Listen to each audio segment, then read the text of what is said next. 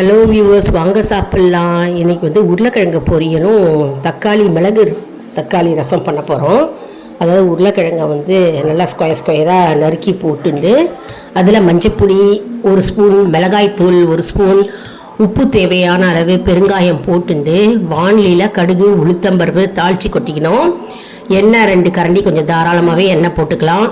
போட்டுன்னு நம்ம உருளைக்கிழங்கை நறுக்கி வச்சுட்டுருக்கோம் இல்லையா, பொடியாக அந்த உருளைக்கிழங்கை நம்ம போட்டு 2 பிரட்டி மூடி வச்சிடணும். மூடி வச்சுட்டு ஒரு 5 நிமிஷம் கழிச்சு ஓப்பன் பண்ணால் சூப்பரான உருளைக்கிழங்கு பொரியல் ரெடி. அப்புறம் தக்காளி மிளகு ரசம். தக்காளி மிளகு ரசத்துக்கு மிளகு 1 ஸ்பூன், தனியா 1 ஸ்பூன், சீரகம் 1 ஸ்பூன் மற்றும் மிளகாய் வற்றல் 4 மிளகாய் வற்றல் போட்டு, நம்ம பூண்டு 5-6 பல் பூண்டு போட்டு மிக்சியில் 1-2 அரைச்சிக்கிறோம். ரொம்ப குறைவாக அரைக்கூடாது.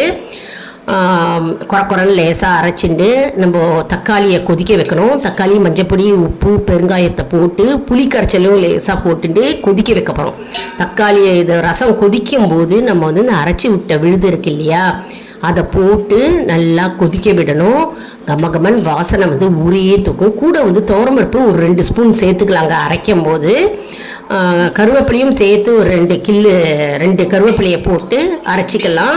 கமகமன் வாசனையாக இருக்கும். எல்லாம் நம்ம போட்டாச்சு. கடைசியில் தாளித்து கொட்டணும். அதாவது கடுகு, பெருங்காயம், மிளகாய் வற்றல், சீரகம் போட்டு தாளித்து கொட்டணும். அதில் 2 கருவேப்பிலை கிள்ளி போட்டு தாளித்து கொட்டணும். அதில் நெய்யோ இல்லை எண்ணெயோ போட்டு தாளித்து கொட்டினா கம்முன்னு வாசனை இருக்கும்.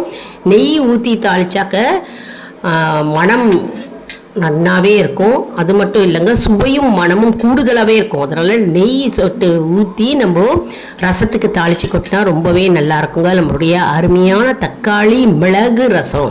கூட பூண்டு வேணும்னா சேர்த்துக்கலாம், அப்படி இல்லைன்னா விட்டுடலாம். அதாவது இது சமையல் என்ன அப்படின்னு தெரியாதவங்களுக்கு ரொம்ப யூஸ்ஃபுல்லாக இருக்கும். அப்படி லைக் பண்ணுங்கள், ஷேர் பண்ணுங்கள்.